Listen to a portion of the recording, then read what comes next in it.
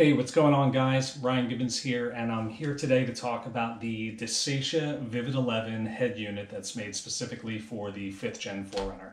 If you're not familiar with the 5th Gen 4Runner from Toyota, it's ranged from 2010 through 2023. We expect it to last, I think, until 2024. That's the latest rumor. And then in 2025, we're expected to get a whole new body, interior, potentially in a full electric option, hybrid option, but that's not what this video is about. More to come on that.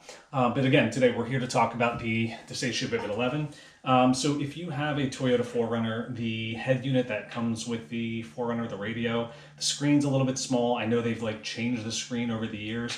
In fact, in the early 2010 to 13 range, it didn't even have a touch screen or a visual screen of any sort. It was just the track. It was in orange.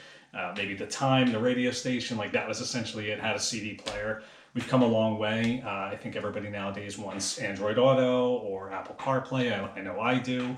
And it's kind of annoying, to have a little GPS in the corner of your windshield, or to have your phone kind of propped up as well. So anyway, nevertheless, all that stuff is kind of packed into the Dasaita Vivid11.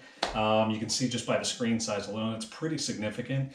One of the things I like about this is it's not a full touch screen. It is a touch screen, but it's not a full-on touch screen. You've seen some of the T10s that are out there. It takes up the entire landscape as just one screen without any dials. I personally like the dials. They match the climate control knobs in the 4Runner, and so I think it still maintains that OEM look. But that's one of the major differences between some of the other competitors on the market. Again, I happen to like it. But the Vivid11, it comes with everything you need to just plug and play install this radio. So you have instructions that come with it, although I wrote step-by-step instructions on how to install it on trail4runner.com. So I highly advise you go there to check it out, because some of the instructions here aren't that great. But nevertheless, comes with all the wiring harnesses you need to really plug and play the actual radio into the car. GPS is maintained through some of these harnesses if you're not using things like Waze or Google Maps. It's got a built-in microphone, but there's an additional auxiliary microphone here as well. One of the other cool things is you're able to, and I'll show you later, maintain the actual USB that's installed stock in the 4Runner. So when you plug in the USB, it'll actually connect to this radio. And the other big thing here is, I believe this is called the Maestro or something to that effect. It's this little red control unit. It's a maroonish kind of red control unit. But what that allows you to do is maintain the steering wheel controls through this radio. So if you want to change tracks, change the volume, go into some different settings, things like that, you can do that all with this actual unit that's kind of already pre-wired for you. I remember back in the day, I had a 2011 Trail Edition 4Runner, and they didn't have any OE or radios like this that were kind of designed for the 4Runner. It was still very generic. What you could buy is plastic surrounds for a generic single DIN or double DIN radios, and you had to wire everything from scratch. This stuff is so easy nowadays. You don't have to go to an audio shop or car audio shop, Best Buy. You don't need to do any of that. This is all plug and play. So why don't we go ahead and get it installed on our newer 5th Gen 4Runner. Okay, so in order to install the Vivid11, we need to get rid of the radio that's in there now. If you're switching from an OEM radio, stock radio that came with your 4Runner, it's really not that hard to pop it out, uninstall it. Again, I have instructions on trail4runner.com. When you remove it, there's 4 bolts that are in the bottom. It's the difference between the OEM and the T10 that I have in here right now. But again, fairly easy to remove. So check out the link. I'll put the link below, and some images that you'll see on the screen here. But that's what we need to do. We need to remove the existing radio and swap some of the components out. When I was telling you earlier, you need to swap some of the components out. You're going to pop the radio out. There's a tray up here that's actually going to be removed and transferred to the Vivid11. We're also going to remove these vents and the actual vent little knobs right there, and then the hazard control. So it's pretty straightforward to do. What I'm going to do is remove this radio. You want to pop these things out first, which I'll show you in a second, and ultimately remove the radio. All right, so removing this is actually pretty straightforward. Some people will tell you need to remove the center console cover. I never do. You just want to be careful, because as you remove these kind of columns here that hold in your climate controls, you want to make sure you don't mar the edges here. But I promise you that things just kind of pop out in the interior of the 4Runner. So The thing with the T10 versus the Dasaita is the Dasaita kind of has like this little cutout right here, which is very similar to the contour that's on the OEM radio. The T10 kind of comes straight down here, so the climate controls are kind of hidden behind there. It's okay, but let me show you what you need to do. So essentially you want to pull on the sides here and just pop it out of place. It's pretty straightforward to do, so we'll do the other one over here. And as you can see, the radio starts to already pop out. But again, these things pop out. They're held on by these yellow clips on the back, so don't be afraid. You're not going to break anything. You just want to be careful as you pull out right around those sections. So again, the next thing you want to do is pop out the actual climate controls, which is pretty straightforward as well. Pop that out, and then you actually have a harness back here, so let's remove that. And then this little clip here, you can just kind of pop that out and let that all hang. So again, another piece that just truly pops right out. Now with the T10, let me see if I can do this. Sorry for all the noise. With the OEM radio, there's 4 bolts here with the brackets. Fortunately, I still have those bolts, so I'll show you. You're actually going to reuse them and mount them to the back of the T10. I'm sorry, the back of the Dasaita. So once you remove those 4 10mm bolts, we're going to pop the radio out. That's really the only thing that's holding it in place with the OEM frame is the 4 bolts there. So I'll pop this one out. It's pretty straightforward again. And I'm going to disconnect all the harnesses. Once you do that, you pretty much have everything exposed here. Again, you're going to have those on the stock radio. You're going to have 4 10mm bolts holding in these brackets on the side of the OEM radio. But really, this is it. This is kind of what you're left with. And with the Dasaita Vivid11, you can literally just plug and play all the harnesses that come with it. There's really no splicing or heat shrinking of any wires. It's really, really straightforward. I believe you use all of these, but we'll get to that in a couple minutes. Actually, I take that back. This one right here, I do not think you use, but the rest of them you do use. And again, this is for your climate controls, and this is the hazard right here, the hazard. So now that we have the radio inside the house, the old radio, we're going to take this step by step and take the actual vents, swap them over to the new radio, take the hazard control, swap that over as well. And then again, with the OEM radio, you're going to have some brackets on the back. This obviously doesn't have them, but that's because it came with a CD player, and I think the GPS is built into it. Like I said, technology-wise, we've come a long way. There's way less that you need, and honestly, I think people need CD players less and less with streaming audio and MP3s and Bluetooth and all that good stuff. So this one didn't come with a CD player. This one doesn't come with a CD player, and I would argue you don't need one. But anyway, so we're going to swap some of those components out. One other important thing here is when you're working with these radios, I put the plastic screen back on after I kind of demonstrated, like, you know, the size and all that good stuff in the beginning of this video. So I put this plastic screen back on that comes with it. Probably a good practice to do throughout the installation so you don't scratch the screen. This one obviously was installed already, so I throw a towel down and just kind of lay this flat because I don't want to scratch anything up. I would highly advise you to do the same. First thing we're going to do is we're going to take off all these plastic retaining clips. There are a couple more on the stock radio. You'll only need 4 when you transfer over to the new radio, but they're pretty easy to take off, so I'll show you how to do that. Another thing that you're going to need, and if you don't have them already, it's probably good to buy a set of these on Amazon, or if you go to a local automotive store, is these plastic pry tools. So when you're removing plastic panels and things like that from your car, as you can see earlier in the video, some of them are easy to pry apart, but I like to have a set of these on hand. I think I got a set from Amazon for maybe 12 bucks. They came in varying sizes, so always good to have these. It's better to have these because they're made of plastic than using, like, I don't know, a pocket knife or a flathead screwdriver, because without doubt you're going to scratch the actual components. So this plastic just makes things a lot easier to get in there and pop things off. Again, very easy to do this. Put them aside because you're going to need them later, but these plastic pry removal tools are critical. So now that we have all 4 removed, we're going to put these aside. We're going to use them as we transfer everything over to the Vivid11. Next, what we're going to do is take out the hazard control. You can see on the inside here, there's a retaining clip that's holding it in place. Same thing with the OEM radio. Just push that up, and it should just slide right out. So again, another piece we're going to transfer over to the new radio. So let's put this aside. The next thing we're going to do is remove these actual vents. Admittedly, they can be a pain in the neck to remove, but I'll show you how to do it, at least the technique that I follow. So if you can see in the camera, I'll try and show as best as possible, but Each of these has like little clips down here holding it in place. I believe there are 4 altogether, if I'm not mistaken, but you really want to work them one at a time. So start by loosening, one at a time, and as you're doing that, start to apply pressure and just pull up a little bit, because with each one that you loosen, you're going to free up that specific area.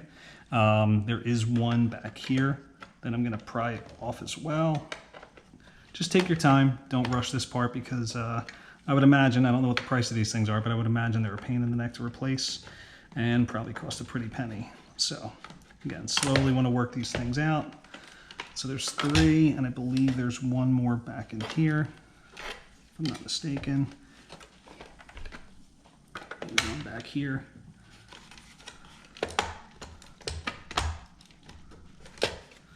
And of course, sometimes they reseat themselves, so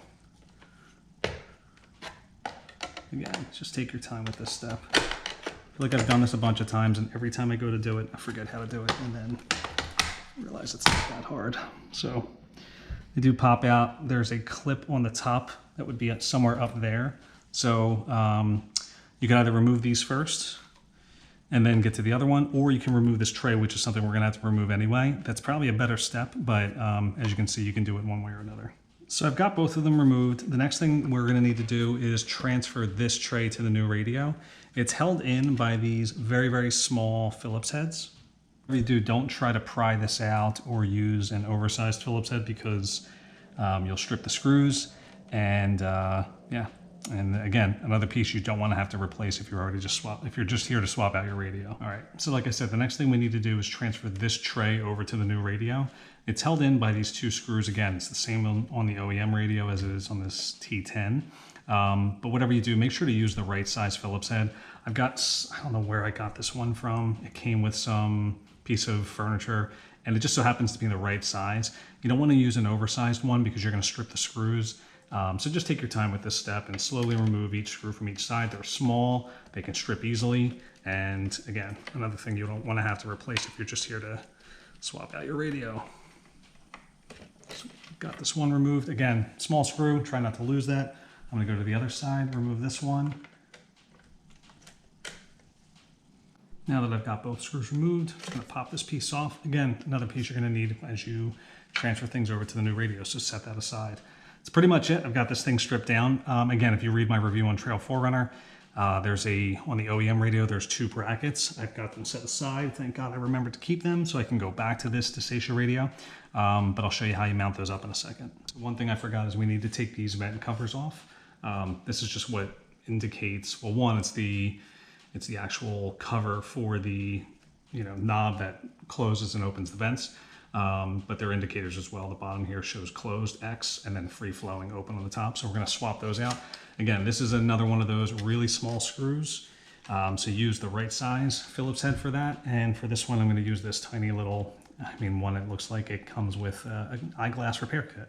So take all 4 of those out. There's 2 on each side, and set them aside. As you can see, the screws are incredibly small. So don't want to lose those, put them in a safe spot. You're going to need to reuse these on the Vivid11.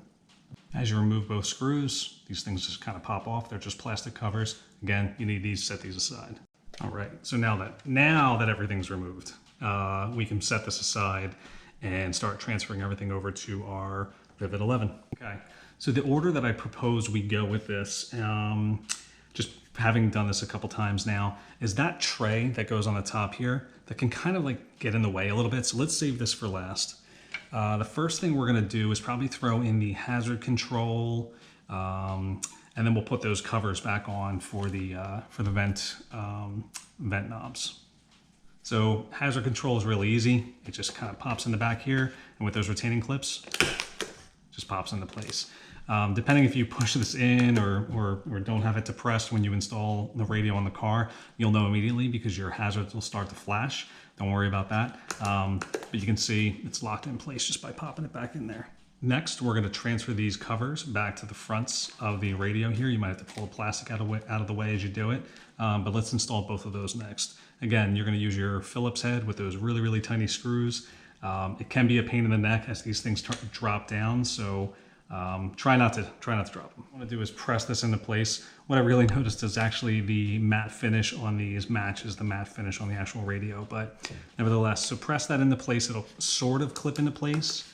And then this is why having a towel is really good underneath, because again, these screws, they're small, you know, you don't want those things bouncing around and ricocheting off the floors, and then you can't find them anymore. So put the towel down, it covers your screen, and it protects screws from kind of just bouncing around and bouncing too far. So again, I find this step kind of annoying because this isn't a magnetic screw or a magnetic screwdriver. So you kind of have to like drop this into place and then hold the actual cover on the inside here up, which can be a pain in the neck. Again, it just fell out, so this is what a real life install looks like. Maybe hold it in place like that. And once you start threading, you don't want to over thread because this is plastic and you don't need a lot of torque on these things, but there you go, one screw in, we'll do the next one, and then do everything on the other side. So on the other side, I have the clip in place, or I'm sorry, the cover in place. I'm just gonna hold my fingers under there as I go and thread this other screw in. Which again, I hope I don't drop it, but they tend to fall out a little bit, the actual plastic cover, so this might actually be an easier way to do it. And again, you don't need to thread it too much, it's plastic. These things aren't drawing around too much where you need to really crank it down. So while the vents were a pain in the neck to pop out, they are much easier to pop back in. So make sure you got the right-hand side one going in first. You'll see this one's right hand, and then this one over here has the LH. So left hand's gonna be your driver's side, right hand's gonna be your passenger side. So we'll go ahead and push this one in first. And again, it kind of just seats right into place.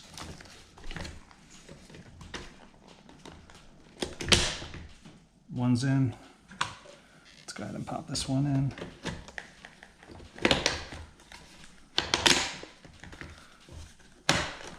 I know that plastic crackling makes me cringe, but as you can see, everything pops into place just fine. And I didn't realize the plastic got caught underneath here, so I'm gonna have to pop this back out. That can happen, that's okay. I'll pop it back out and remove the plastic down, assuming it got caught in there. Oh no, we're good. Okay, next we're gonna go ahead and put this tray in. And it, same thing, kind of just seats into place here. Slide it in. You don't wanna press it too hard, you don't wanna mar the plastic. It kind of clicks into place, just like that. And then you got your two screws here. Go ahead and just thread those screws right into the top, and it'll keep that tray in place.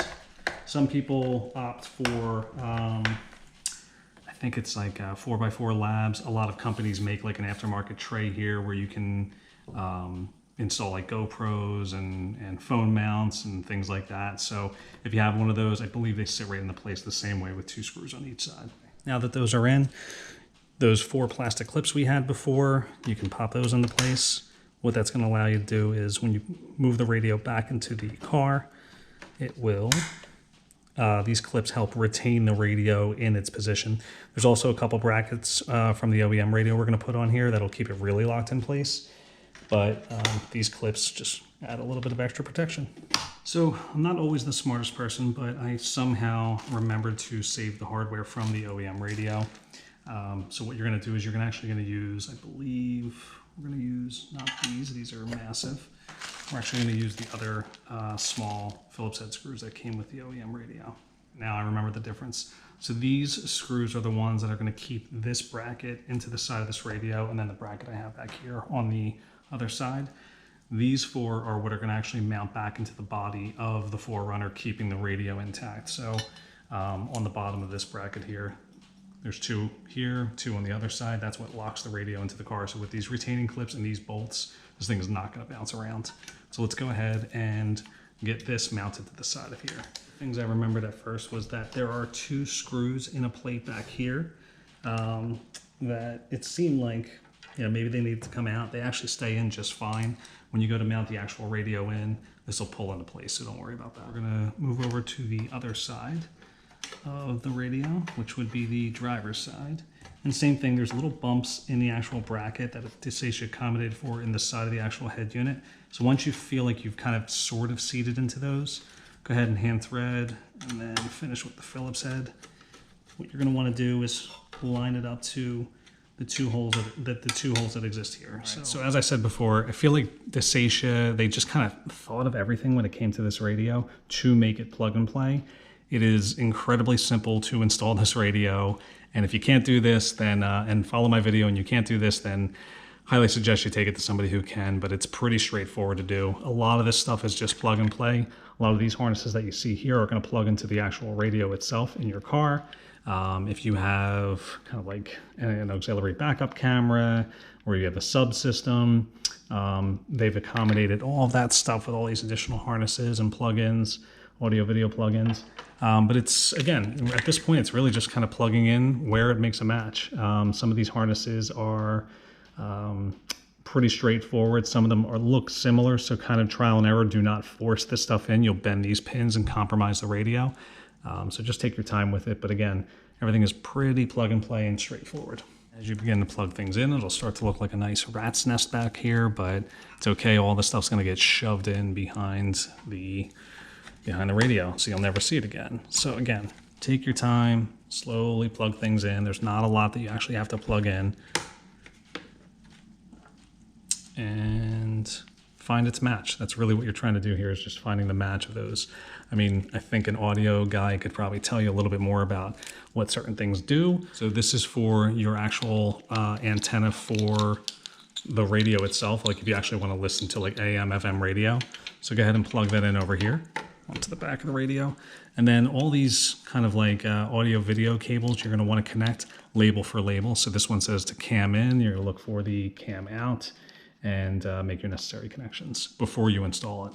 If you install it and you don't make those connections, you're going to realize very quickly that your backup camera does not work. If you make a mistake, it's no worries. These two here, they're not actually labeled all that great. Both of them say to cam in, and then one over here is cam vin, and the other one is front cam in. So what we'll do is we'll do a loose install. We won't mount everything up, and if we get it wrong, just pop them out, switch them around. But we'll keep them like this for now. Maybe we'll get it right the first time. But because these aren't really labeled all that great, you might have to swap that out. So we're back in the 4Runner. We're going to do a loose install just to make sure that we have that backup camera properly hooked up. And like I said before, you're really just going like for like. So similar to how you're plugging these into the back of the radio, you're going to go like for like with the actual harnesses themselves. So we'll go ahead and plug each one in one at a time. If you have a second set of hands, a friend that's willing to hold this radio up for you while you're doing this, that's great. I've seen some people put a foam block here, sit the radio there. I'm going to test my luck with holding it up and plugging in at the same time. I'll probably regret it later, but that's okay. All right, so we've got this loosely installed. I did not bolt in the 4 bolts on the bottom. I temporarily installed one just to hold in the actual ground connection. So let's go ahead and fire up the truck and let's see if we did anything wrong. Doubt that's going to be the case. We should get power here.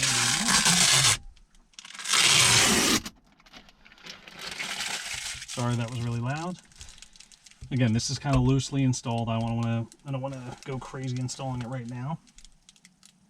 But as you can see, we're starting to get some power and some functionality. All right, as you can see, we are now officially connected. We've got power. Seems like the audio works. Let's go home. Actually, let's go, I believe this is where you get to the additional apps. Yep. So again, I use this really for Apple CarPlay. That's like why I swapped out. I wanted GPS on the screen. I wanted Google Maps. Occasionally we use Waze. We're Spotify listeners. What else? It's nice to get text messages. So there's a lot of other functionality, which we'll get into in another video. But let's actually put the car in reverse and see if that actually works. Yep. And as I expected, so we got to swap those wires out. So let's do that real quick. So I popped that out, swap those 2 yellow cables. Let's give it a shot. All right, that is my driveway. So the reverse camera is working great. Again, in another video, I'll show you where you can kind of adjust some of these lines. You can add additional like kind of I forget what they're called, but it's you know, as you're reversing and you're twisting the car left and right, or you know, turning the wheel left and right, it shows those lines as well. So that works well. So what I'm going to do now is put in the rest of the bolts on the bottom here and wrap up this install. One other thing that's worth noting is I did the ground wire that comes out of the radio. I bolted it to this bolt here.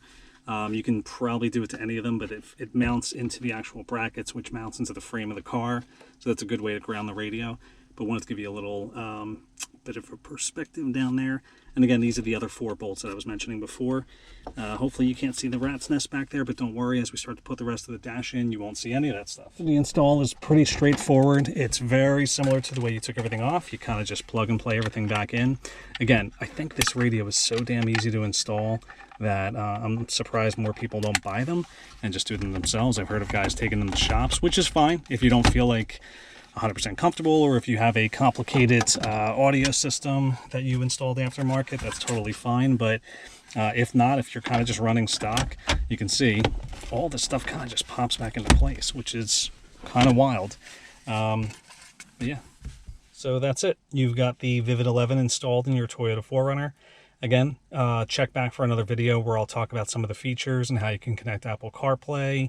There's a lot of different functionality that's native in this app, like Gmail, native in this UI. Gmail, Google Maps, Bluetooth connection for just regular audio if you don't want to connect your phone through CarPlay or Android Auto.